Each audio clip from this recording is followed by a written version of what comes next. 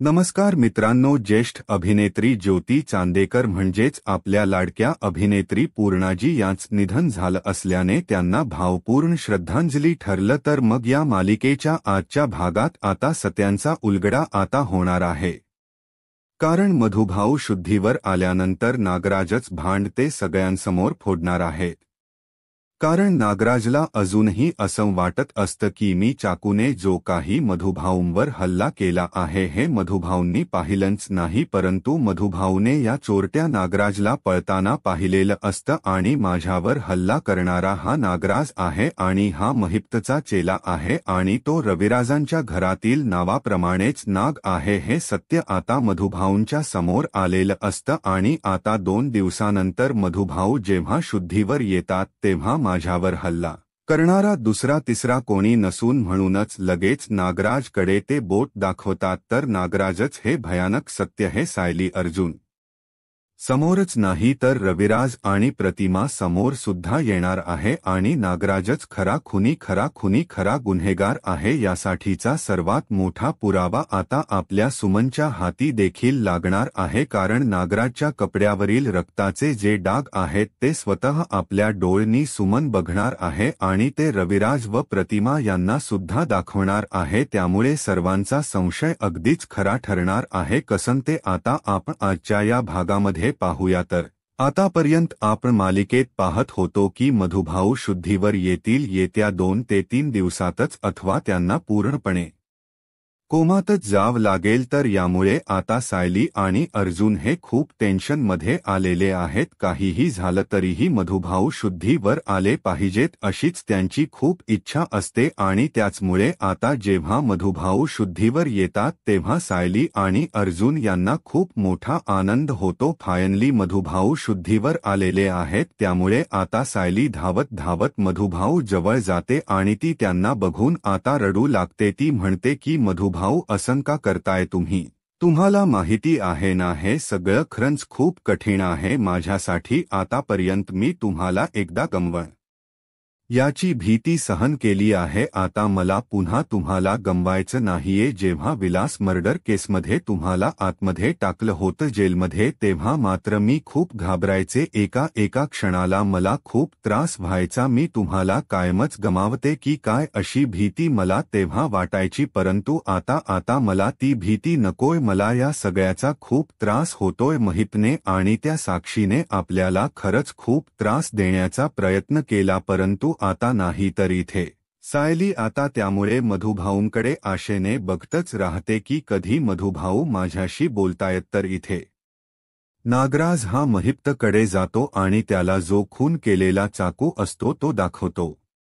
महिप्तला तर खूप आनंद झालेला असतो, परंतु आता इथे महिप्त हा त्याला सांगतो की हे बघा काय नागराज शेठ, काही झालं तरीही तो म्हातारा काही करून जर समजा शुद्धीवर आलाच तर तुम्हाला तिथे लक्ष ठेवलं पाहिजे, नाहीतर त्या मद्याला कायमच ढगातच पाठवा। म्हणून नागराज आता हॉस्पिटलमध्ये असतो। सायरी रडत असते आणि म्हणते की मधुभाऊ तुमचं असं जाणं मला सहन होणार नाही, प्लीज आता हे मला धक्के नको आहेत, प्लीज मला तुम्ही सांगा की तुमच्यावर हल्ला कोणी केला, काय करण्याचा प्रयत्न करत होतात आणि काय झालं, म्हणजे नक्की हा हल्ला घडवून तरी कोणी आणला आता मधुभाऊंना पोट तिडकीने सायली आणि अर्जुन विचारत असतात। त्याच वेळेला आता इथे पटकनच मधुभाऊ हे समोर बोट दाखवतात ज्या ठिकाणी नागराज उभा असतो। आता तिथे मधुभाऊंनी बोट दाखवल्याबरोबर सायली आणि अर्जुन पटकन बाजूला बघतात तर तिथे नागराज असतो। आता ते सगळेजण त्याच्याकडे बघण्याच्या अगोदरच नागराज दुसऱ्या ठिकाणी पटकन शिरून उभा राहिलेला असतो, कारण तो दुसऱ्या ठिकाणी जाऊन पटकन उभा राहतो, मुळे कोणीही माझ्यावर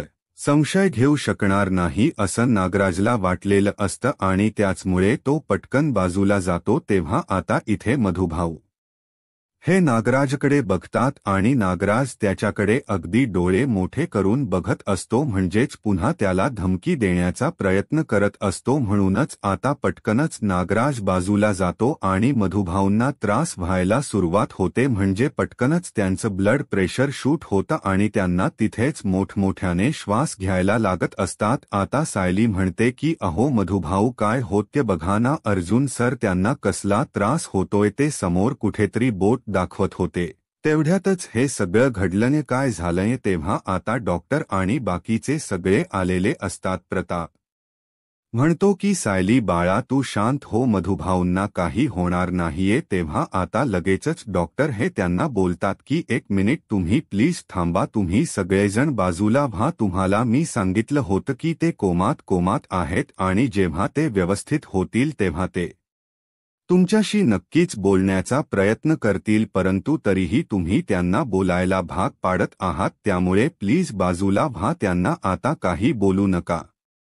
सायली म्हणते की अर्जुन सर बघा ना, मधुभाऊंवर हे काय झालं म्हणजे ते कोणाला तरी हात दाखवण्याचा प्रयत्न करत होते, परंतु हे कोणीही सांगू शकत नाही नक्की काय आहे. तेव्हा आता मधुभाऊ पुन्हा बेशुद्ध झालेले असतात. सायली त्यांना आवाज देते की मधुभाऊ प्लीज उठा, असं करू नका. नक्की हे सगळं काय आहे, यामागच रहस्य काय, तुम्हाला कोणी का मारले, या सगळ्या गोष्टी तुम्ही शोधण्याचा प्लीज प्रयत्न करा, आम्हाला सांगा. परंतु तरीही डॉक्टर ओरडतात की प्लीज तुम्ही बाहेर थांबा, तुम्हाला एकदा कळत नाहीये तुमच्या पेशंटची सिच्युएशन खूप क्रिटिकल आहे, त्यामुळे प्लीज तुम्ही बाहेर थांबा. असं म्हणून आता सायलीला डॉक्टरच ओरडतात. तेव्हा मग अर्जुन म्हणतो की सायलीये प्लीज बाजूला ये, डॉक्टरांना त्यांचं काम करू देत, ये बाजूला. असं म्हणून सायलीला तो बाजूला घेऊन येतो. आता सायली बाहेर येते आणि खूप रडत असते की मी काय करू, मला खरंच काही समजत नाहीये. म्हणजे मधुभाऊ हे कोणाजवळ बोट दाखवण्याचा प्रयत्न करत होते त्यावेळेला आता अर्जुनला जरास अंदुकस आठवतं की मधुभाऊ ज्या दिशेने बोट दाखवण्याचा प्रयत्न करत होते त्या दिशेने म्हणजेच नागराज उभा होता आणि तो पटकन त्याच ठिकाणी थोडासा बाजूला झाल्याचं अर्जुनच्या नजरेला असं जाणवलेलं असतं. मग आता सायली आणि अर्जुन त्याच गोष्टीचा विचार करत असतात आणि अर्जुन हा सायलीला सांगतो की सायली मगाशी मधुभाऊने ज्याच्याकडे बोट दाखवलं होतं तो नागराज होता. आता त्या दोघांनाही हे खरंतर समजतच नसतं की खरंच नागराज हे कशासाठी करेल, त्याच्यामुळे त्याच्यावर एवढा संशय हा येत नसतो. परंतु आता नागराज हा पुन्हा सायली आणि अर्जुनकडे येतो आणि म्हणतो की हे बघा सायली अर्जुन, तुम्ही काळजी करू नका, सगळं काही व्यवस्थित होईल, तुम्ही नका घाबरू. असं म्हणून तो त्यांना आता मुद्दामच धीर देण्याचा प्रयत्न करतो, कारण कुठल्याही प्रकारचा संशय त्याच्यावर येऊ नये. मग आता डॉक्टर हा म्हणतो की ठीक आहे, आता आपण पुन्हा एकदा त्यांच्यावर ट्रीटमेंट म्हणजेच त्यांच्यावर लक्ष ठेवण्याची गरज आहे. तुम्ही जर त्यांच्यावर पुन्हा दबाव टाकाल तर काहीतरी प्रॉब्लेम होऊ शकतो, त्यामुळे प्लीज तुम्ही जरा कोणीही आतमध्ये येऊ नका. असं म्हणून डॉक्टर सगळ्यांना शांत करतो. सायली आता तिथेच गप्प होते, कारण तिच्या हातात दुसरा कोणताही पर्याय नसतो शांत राहण्याशिवाय, कारण जर काही झालं मधुभाऊंना आपण पुन्हा प्रश्न विचारून पुन्हा त्यांची तब्येत बिघडली तर काहीही अनर्थ घडू शकतो. तर इथे प्रतिमा ही कल्पनाच्या इथे देवासाठी प्रार्थना करते आणि तेवढ्यातच तिला रविराजचा कॉल येतो की चल आपण निघूया म्हणून, आणि मग रविराज हा आतमध्ये येतो कल्पनाला आणि कल्पना आणि अस्मिताला शांत करत म्हणतो की हे बघा तुम्ही शांत व्हा, सगळं काही व्यवस्थित होईल, मी आता प्रतिमाला घेऊन चाललोय कारण मी या सगळ्या चौकशीमध्ये आहे. अर्जुनला तिथे थांबावं लागतंय सायली बरोबर मधुभाऊंसाठी, म्हणूनच या सगळ्याची चौकशी खरं तर मी आणि चैतन्य करत आहे. हे सगळं कोणी का केलं, म्हणजेच मधुभाऊंवर हल्ला करण्याचं कारण काय. तेव्हा पटकन आता तिथे प्रतिमाही बोलत असते की काय हो, तुम्हाला काय वाटतं, हे सगळं त्या महिपने केलं असेल का. त्यावेळेला मग लगेच रविराज म्हणतो की हो, म्हणजे शक्यता तशी नाकारता येणार नाही, कारण महिप तसं करू शकतो, कारण त्याची लेक जेलमध्ये आहे ऑलरेडी, त्याने 2 खून केलेत आणि जे संशयास्पद आहेत. खरं तर त्याच्यावर कोणत्याही प्रकारचा संशय नको असंच त्याने सगळं क्रिएट करून ठेवल, परंतु प्रथम दर्शनी आम्हाला महिप हाच गुन्हेगार वाटतोय असं रविराज आता बोलून दाखवतो. त्याच वेळेला मग आता कल्पनाची भेट घेऊन दोघजणही घरी येतात आणि मधुभाऊ बरोबर असं का झालं हाच विषय घरी देखील सुरू असतो. आता घरी आल्यानंतर सुमनही तिच्या भावाकडे जाऊन आलेली असते. त्याच वेळेला आता तिला रविराज विचारतो की काय झालं सुमन, अगं तुझ्याबरोबर नागराज येणार होता ना, त्याचं काय झालं. तेव्हा मग सुमन सांगते की ॲक्च्युली काय झालं की ते माझ्याबरोबर येणार होते, परंतु ते मला म्हणाले की मला माझ्या मित्राकडे जायचं आहे आणि म्हणूनच मग ते तिथे निघून गेले. तेव्हा मग नागराज म्हणतो की अच्छा, म्हणजे तू एकटी गेली होतीस तुझ्या भावाकडे. तेव्हा ती म्हणते की हो, मी एकटीच गेले होते, यांना मित्राकडे अर्जंटली जायचं होतं म्हणून ते गेले होते. आता तितक्यातच तिथून नागराज येतो आणि नागराजला रविराज काही प्रश्न विचारणार तोवरच तो पटकन आतमध्ये पटापट चालत चालत निघून जातो, कारण त्याला माहीत असतं की दादाने जर आता मला पकडलं तर मला तो प्रश्न विचारणार आणि मला ते परवडण्यासारखे नाहीत. त्यामुळे तो पटकनच आता आतमध्ये शिरतो आणि तरी त्याला रविराज नागराज एक मिनिट असं बोलत असतो, परंतु नागराज ऐकल्यासारखं करतो आणि आतमध्ये निघून जातो. आता रविराजला हे त्यात जे वाग नसतं ते जरास संशयास्पद वाटत, म्हणजे नक्की काय झालं, हा का करत होता. त्यावेळेला तर सुमनही म्हणते की हो, यांना काय झालंय, म्हणजे हे असे लगबगीने काबर आतमध्ये निघून गेले. तेव्हा प्रतिमा म्हणते की बघ, तू जाऊन बघ, काही प्रॉब्लेम आहे का, म्हणजे काही वाईट घडलंय वगैरे असं. तेव्हा मग आता सुमन म्हणते की हो ठीक आहे, मी जाऊन बघते. त्याच वेळेला आता रविराज म्हणतो की अगं प्रतिमा, कदाचित त्याला मधुभाऊ बद्दल समजलं असेल म्हणूनच कदाचित थोडफार, परंतु ठीक आहे, जाऊ देत, आपण त्याला विचारूया. त्याच वेळेला आता प्रतिमाही जराशी घाबरते. जर महिपने हे सगळं केलं तर, म्हणजेच तिला महिपतच नाव ऐकल्यानंतर थोडंसं आठवायला लागतं की महिप्त म्हणजेच त्याचा चेहरा तिला जाळलेलं हे सगळं हळूहळू तिला आठवतं. रविराज तिला म्हणतो की काय झालं, म्हणजे तू पुन्हा घाबरल्यासारखी का झालीयस. तेव्हा मग ती म्हणते की नाही, म्हणजे त्या महिप्तच नाव घेतलं ना, त्यावरून मला जरा भीती वाटायला लागली. हे सगळं कशाला घडवून आणतात, म्हणजे मधुभाऊंच काय होणार काहीच कळत नाहीये आता. सुमनलाही हे ऐकून जबरदस्त धक्का बसलेला असतो की मधुभाऊ आपल्यात नाहीयेत, म्हणजेच मधुभाऊंचा मोठा अपघात झालाय, त्यांच्यावर कोणीतरी म्हणजेच अपघात करण्याचा, हल्ला करण्याचा प्रयत्न केलाय. आता तीही जराशी दचकलेलीच असते, परंतु तिला प्रतिमाने नागराजच काय झालं हे बघण्यासाठी आतमध्ये पाठवलेलं असतं. त्यामुळे ती आता म्हणते की हो, मी वहिनी जाऊन बघून येते, नेमकं यांचं काय झालं ते आपण नंतर या विषयावर बोलूया. आता त्याच वेळेला प्रतिमा आणि रविराज दोघांनाही वाईट वाटत असतं, कारण साहिलीची जी काही अवस्था असते ती खरंतर त्या दोघांनाही पाहावत नसते, कारण किती काही झालं तरीही ती त्यांची मुलगीच असते. त्यामुळे तर इथे आता नागराज हा त्याचे हात वगैरे त्याच्या बाथरूममध्ये जाऊन स्वच्छ करतो, कारण ज्याप्रकारे त्याने मधुभाऊंना मारलेलं होतं ते सगळे आता क्षण त्याला आठवत असतात, कारण कशाप्रकारे त्याने पटापट जाऊन मधुभाऊंच्या पाठीमध्ये सुरा खुपसून टाकलेला असतो आणि तिथेच मधुभाऊ हे खाली पडलेले असतात. हे सगळं आता त्याला आठवतं, म्हणून तो सगळं स्वतः अक्षरशः डोक्यावरून आंघोळच करून घेतो, कारण जर काही माझ्याबद्दल संशय आला तर वाट लागेल अशी त्याला भीती वाटत असते. त्यानंतर मग आता इथे हे सगळं घडत असताना कल्पना आणि अस्मिता या दोघीजणी घरात असतात. त्यावेळेला आता कल्पना ही म्हणत असते की अस्मिता, अगं काय झालं, तू माझ्याशी काही बोलत का नाहीयस, शांत का आहेस. तेव्हा मग मला कळतं की जे काही मधुभाऊंबद्दल घडलं त्यामुळे तू घाबरलीस खरंतर, परंतु ठीक आहे, होईल सगळं व्यवस्थित, म्हणजे आपला देव आहे ना पाठीशी, तू सगळं काही व्यवस्थित करेल, तू नको काळजी करूस. आणि तू जर या अवस्थेमध्ये घाबरत राहिलीस किंवा काही दुसरा विचार करत राहिलीस ना, तर तुझ्या पोटातल्या बाळावर एक निगेटिव्ह इम्पॅक्ट पडेल, म्हणूनच तू चुकीचा अजिबात विचार करू नकोस. त्यावेळेला आता अस्मिता म्हणते की मम्मा, रिअली तुला माझी इतकी काळजी वाटते. तेव्हा मग ती म्हणते की हो, असं का बोलतेस तू. तेव्हा त्यावर लगेच ती म्हणते की तसं नाही मम्मा, तुला माझी काळजी वाटणं साहजिक आहे, तू माझी म्हणजे मी तुझी मुलगी आहे पोटची, म्हणून तू माझी इतकी काळजी करतेस. परंतु त्या सायलीवर काय परिस्थिती आली म्हणजे त्या साहिलीवर काय होत असेल, तिच्यावर कुठले विचार तिचे चालत असतील की इतकं सगळं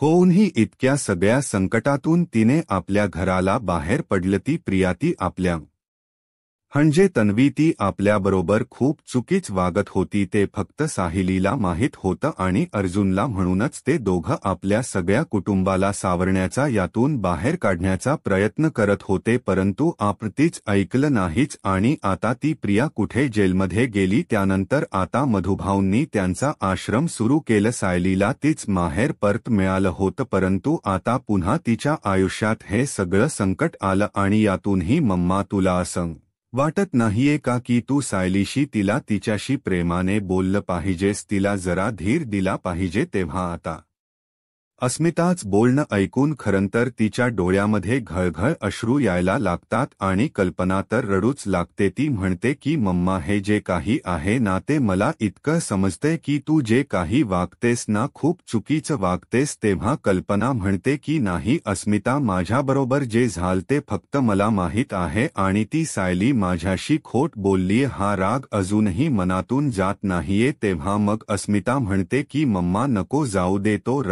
राग तसाच ठेव परंतु एक माणुसकी म्हणून तू तिला जरासा धीर देऊ शकत नाहीस मगाशी डॅडचा कॉल आला तेव्हा तू सरळ सांगितलंस की तिला त्या मुलीला काहीतरी खायला सांगा म्हणजे तू जरा विचार कर ना की तू तिच्याबद्दल अजूनही कसं वागतेस हे तुला चुकीचं नाही वाटत आहे का अगं तिने आपल्या घरासाठी काय नाही केलं आतापर्यंत ती आपल्या घरासाठीच करत आली असं मला वाटतं आणि अर्जुनच लग्न झालं ते खोट असेल परंतु तिने आपली जी काही नाती निभावली होती ती अत्यंत खरी होती कारण तन्वी ही प्रत्येक वेळेला खोट वागायची हे मला माहीत होतं पण साहिली प्रत्येक वेळेलाच खरं वागत होती आणि आज लक्षात ठेव तुझी मुलगी जिवंत आहे किंवा तिच्या पोटातलं बाळ जिवंत आहे ना ते फक्त साहिलीमुळे त्यामुळे तू प्लीज तिच्यावरचा हा राग सोड जर तू शहाणी असशील आणि जर तुला सगळं घर एकत्र बांधून राहील असं हवं असेल तर तू सायलीवरचा राग सोडायला हवास ममा असं म्हणून आता चांगलीच कल्पनाची अस्मिताने शब्दात कान उघडणी केलेली असते आणि असं कोणाला तरी करणं खरंच खूप गरजेचं होतं जे अस्मिता करते नंतर मग आता इथे रविराज या सगळ्या गोष्टींचा शोध घेत असताना म्हणजेच कसं काय घडतं या सगळ्या गोष्टी खरात बोलत असतो तेवढ्यातच तिथे सुमन नागराज बरोबर येते तेव्हा मग नागराज येतो आणि म्हणतो की दादा तू मला आवाज देत होतास का माझं लक्ष नव्हतं त्यावेळेला मग आता नागराज म्हणतो की काय झालं दादा बोल ना रविराज म्हणतो की काही नाही अरे मला खरंच कळत नाहीये अरे तू जर सुमनकडे माहेरी गेला नव्हतास तर मग तू कुठे गेला होतास तेव्हा तो म्हणतो की अरे दादा चुली ना मी माझ्या मित्राकडे गेलो होतो म्हणूनच तिथे मला खरंतर फोन करता आला नाही तुम्हीही दोघंजण वहिनी आणि तू इथे दहीहंडीला जाणार होतात ना म्हणजे सुभेदारांकडे म्हणूनच मी तुम्हाला काही कॉल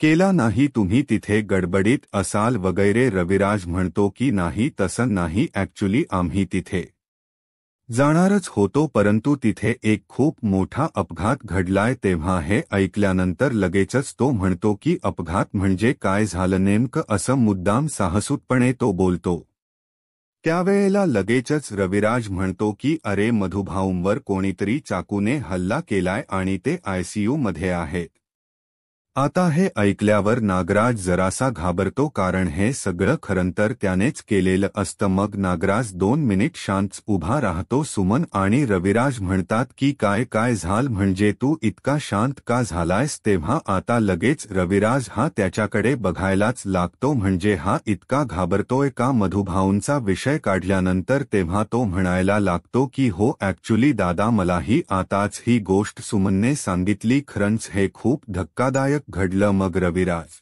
म्हणतो की तुला काय वाटतं हे कोणी केलं असेल तेव्हा नागराज म्हणतो की नाही मला खरंच माहिती नाही हे कोणी केलं असेल संशय तर मला लगेचच पुढे तो बोलतो की महिपवर येतोय का मग नागराज म्हणतो की हो कदाचित महिपने ही दुश्मनी काढण्याचा प्रयत्न केला असेलच असं म्हणून आता तोही मुद्दाम महिपवरतीच नाव टोलावून टाकतो नंतर आता इथे प्रतिमा म्हणते की नागराज भाऊजी इतके का घाबरतायत, म्हणजे हे सगळं विषय निघाल्यानंतर त्यांना हे सगळं अगोदरच माहीत होतं असं का वाटते. तेवढ्यातच आता सुमन ही आतमध्ये जाते, म्हणजेच सकाळी जे काही कपडे मशीनला टाकायचे असतात धुण्यासाठी ते कपडे ती आता तिच्या बाथरूम मधून गोळा करायला जाते. तेवढ्यातच आता ते कपडे गोळा करायला जात असताना इथून ती विचारते, म्हणजेच नागराजला विचारते की काय हो, म्हणजे मला समजत नाही, हा जो तुमचा कुर्ता आहे तो तुम्ही काल घालून गेला होतात ना, तेव्हा आता असे प्रश्न विचारत असताना नागराज घाबरतो आणि मग म्हणतो की हो का, काय झाले त्या कुर्त्याला. तेव्हा सुमन म्हणते की नाही बघा ना, हा कुर्ता बघा, या कुर्त्यावरती हे लाल लाल रंगाचे डाग कसले आहेत आणि खूप भडक डाग आहेत, आणि आता या कुर्त्याला तुमच्या वासही विचित्र येतोय, तुम्ही एक तर खूप घामाघुमी झालेला होता, त्याचबरोबर हे हा कुर्ता बघा ना, म्हणजे याच्यावर लाल रंगाचा डाग आहे, म्हणजे एक विशिष्ट वेगळ्या रंगाचे. तेव्हा आता लगेच तो म्हणतो की तसं नाही, म्हणजे हा लाल रंगाचे डाग असतील, अगं आम्ही दहीहंडीला होतो ना, तर ते दहीहंडीचा गुलाल वगैरे दिसत लाल रंग उडालेला येत, तर तोच डाग असेल कुर्त्याचा, बाकी कुठलाही नसेल. आता तो तिला बोलून दाखवतो. त्यावेळेला मग ती म्हणते की नाही नाही हो, म्हणजे गुलालच आहे किंवा विशेष लाल रंगाचे डाग असतात ते समजून येतात, हे मला ना असे कुठलेतरी रक्ताचे डाग असल्यासारखं वाटतं, म्हणजे नक्की काय प्रॉब्लेम झालाय का, किंवा तुम्ही घरीही मगाशी आलात तेव्हा हे खूप गडबडीत आला होतात, म्हणजे खूप घाबरलेले होतात, नक्की सगळं काय आहे, तुम्ही ठीक तर आहात ना, असा प्रश्न आता ती त्याला विचारत असते. त्याच वेळेला मग तो घाबरतो आणि म्हणतो की नाही, असं काहीच नाहीये, ठीक आहे मी, आणि हे रक्ताचे वगैरे काही डाग नाहीयेत. सुमन, तू उगीचच मला शानपणा करून काही विचारू नकोस, असं तिला उडवाउडीची उत्तर देतो. परंतु नंतर जेव्हा प्रतिमा ही सुमन किचनमध्ये काम करत असताना शांत असते, तेव्हा प्रतिमा तिला विचारते की काय काय झालं सुमन, कसला विचार करतेस. त्याच वेळेला तिथे रविराज देखील असतो आणि रविराज आणि प्रतिमा समोर असती बोलून दाखवते की वहिनी, यांचा जो काही कुर्ता होता या कुर्त्यावरती लाल रंगाचे ते रक्ताचे डाग होते असं मला वाटते. मग आता त्याच वेळेला रविराज म्हणतो की तो कुर्ता जरा प्लीज दाखवतेस का. त्याच वेळेला सुमन तो कुर्ता येऊन दाखवते आणि तो कुर्ता दाखवल्यानंतर आता त्याच्या लक्षात आलेलं असतं, म्हणजेच रविराजच्या की हे नक्कीच काहीतरी वेगळं प्रकरण आहे. आता नेमकं काय झालं, इथे मधुभाऊंवर हल्ला झालाय आणि इथे नागराजच्या अंगावर हे रक्ताचे डाग, नेमकं हे काहीतरी वेगळंच इशारा देत असतं. म्हणून आता रविराज आणि अर्जुन दोघेही मिळून या सगळ्या प्रकरणाशी शहानिशा करत असतात. शिवाय नागराज राजवर मधुभाऊंनी बोट दाखवून असं सांगितलेलं असतं की या माणसानेच माझ्यावर हल्ला केलाय. मग आता रविराज आणि अर्जुन मिळून या सगळ्या गोष्टीचा कशा प्रकारे शोध घेतात आणि नागराजला यामध्ये अडकवतील का, किंवा सीसीटीव्ही फुटेजमुळे नागराजच सत्य कशाप्रकारे बाहेर येईल, किंवा बाहेर नागराज जेव्हा पडत होता त्यावेळेला त्याच्या हातामध्ये सुरा होता. मग अर्जुनचा जो वॉचमन असतो बंगल्याचा, त्या अन्नपूर्ण निवासच्या वॉचमनने त्या रवी नागराजलाच तिथून बाहेर पडताना, म्हणजे सूर्यास्कट बाहेर पडताना पाहिलेलं असतं. आता जेव्हा त्या वॉचमनकडून अर्जुनला सत्य समजणार, तेव्हा नेमकं आता पुढे काय होईल हे पाहायला आत्ताच माझा महाराष्ट्र या यूट्यूब चॅनलला सबस्क्राईब करा. धन्यवाद.